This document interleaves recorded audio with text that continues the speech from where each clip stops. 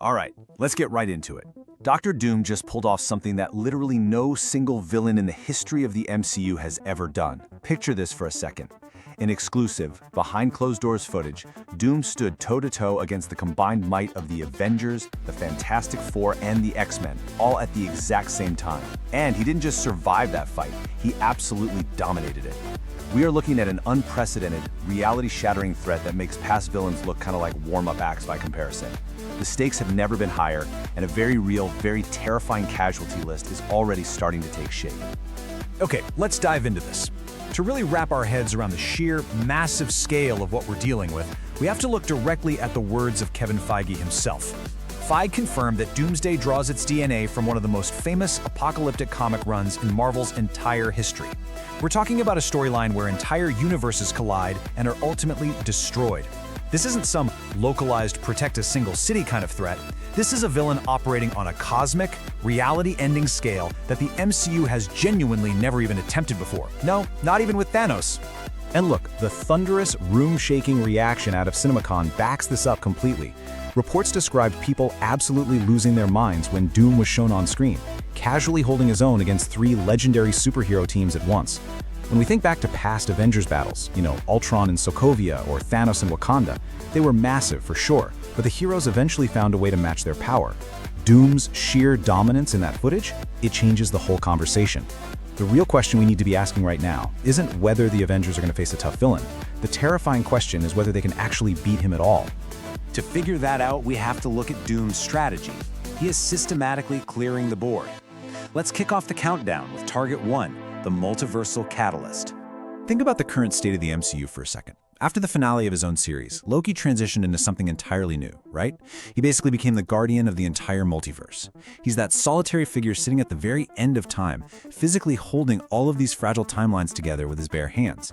He is the anchor. So, I want you to really consider this. What happens if that anchor is violently ripped away? Well, here's what insiders are saying, and it's dark. According to multiple reports, Dr. Doom kills Loki off-screen during the events of the film. And he doesn't do it in some minor, ambiguous, maybe he'll come back kind of way. The rumor specifically claims that Doom literally rips Loki's heart out. It is brutal, it is definitive, and it raises an absolutely terrifying possibility. If Doom is specifically targeting the Guardian of the Multiverse, killing Loki might not just be a flex of his power. It might be the exact, calculated catalyst required to trigger the multiversal incursions that this entire movie is built around. Which brings us right to our next mark on the hit list. Target 2, the Quantum Sacrifice. And this brilliantly illustrates the thematic echoes we are about to see play out in Doomsday. Remember Doctor Strange's heavily calculated sacrifice in Infinity War?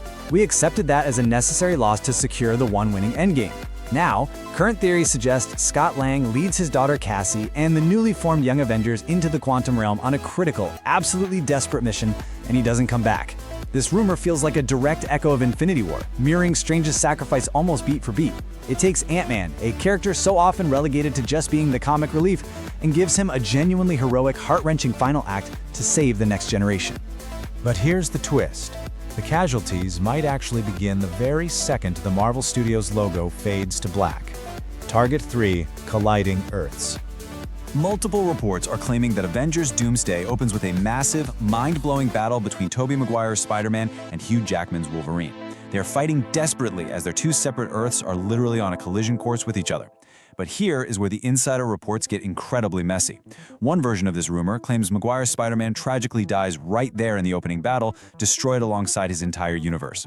However, a totally different, very well-connected insider has aggressively disputed this, insisting that Spider-Man actually survives the collision. So while they completely disagree on Spider-Man's ultimate fate, everybody agrees on one thing. The scale of these colliding Earths is absolutely unprecedented. Whether it ends in tragedy for Peter Parker is unconfirmed, but total devastation, that's a guarantee. With the multiverse collapsing and Doom pulling the strings, the threat extends way beyond just the main Avengers roster. Let's look at the crossfire casualties with the Death Watch list. A few other names keep aggressively popping up on insider Death Watch lists. First up, Professor X. Look, Charles Xavier has already died 3 separate times across the Fox X-Men films and his Multiverse of Madness cameo. The pattern speaks for itself here. Marvel is clearly planning to introduce a younger, rebooted X-Men team, so giving Patrick Stewart's version one final, definitive send-off makes complete strategic and emotional sense. Then you have Bucky Barnes. Losing Bucky would just completely emotionally devastate Sam Wilson's Captain America, stripping away his main support system and reigniting the team's desperate resolve. War Machine is another prime target. His death carries massive emotional weight for the audience, without Marvel necessarily having to remove a top-tier title-leading hero from the board. Finally, legacy X-Men characters like Mystique and Magneto. Wiping them out serves a dual purpose. It instantly raises the stakes of Doom's arrival, while violently clearing the path for whatever comes next for mutants in the MCU. But out of all these rumors circulating right now, there is one theory that is by far the most fascinating, and definitely the most dangerous. Target 4, the ultimate liability. Now, what's really interesting about this is the fatal flaw of Earth's most powerful hero. Sentry is widely considered the single most powerful character currently operating in the MCU.